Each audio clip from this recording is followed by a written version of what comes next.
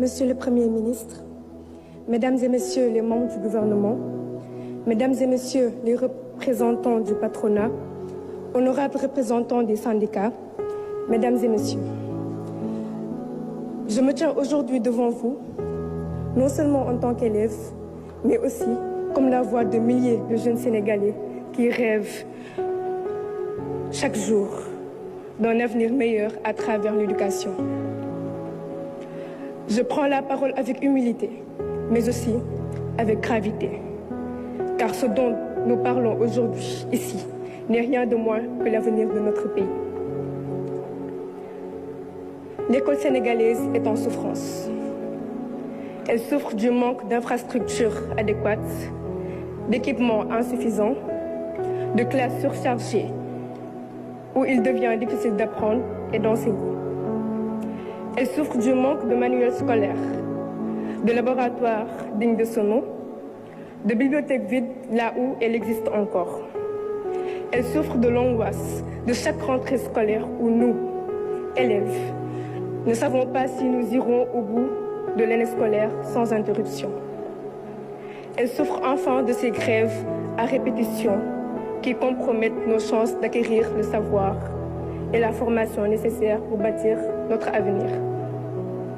Mesdames et Messieurs, nous ne voulons plus être les otages de ces conflits. Nous ne voulons plus voir nos années scolaires amputées par des interruptions qui nous échappent. Nous comprenons les revendications des enseignants. Nous respectons leur engagement et leur combat pour de meilleures conditions de travail. Mais nous, encore une fois élèves, avons un message très clair. Nous voulons apprendre, nous avons le droit d'apprendre.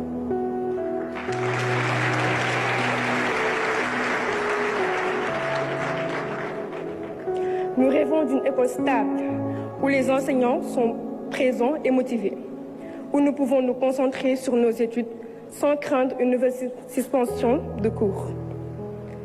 Nous ne voulons plus d'un système où la qualité de notre formation dépend de la durée des grèves et des négociations.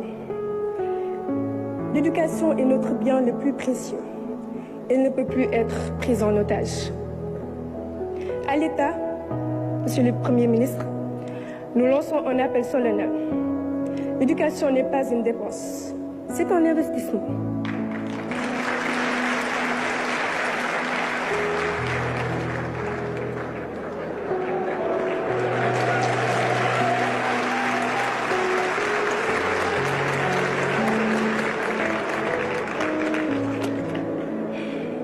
Un pays qui veut se développer doit donner à son école les moyens de réussir. Cela passe par des infrastructures modernes, des enseignants bien formés et motivés, des ressources pédagogiques adaptées à notre époque. Cela passe aussi par une planification rigoureuse qui anticipe et règle les problèmes avant qu'ils ne deviennent des crises. Monsieur le Premier ministre, Mesdames et Messieurs, nous, élèves du Sénégal, voulons croire en un avenir meilleur.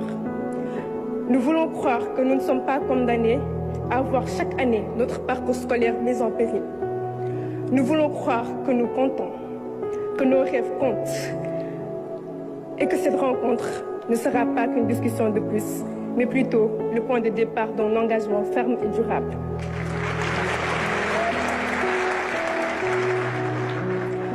Le Sénégal de demain se construit aujourd'hui dans nos écoles, nos lycées et nos universités.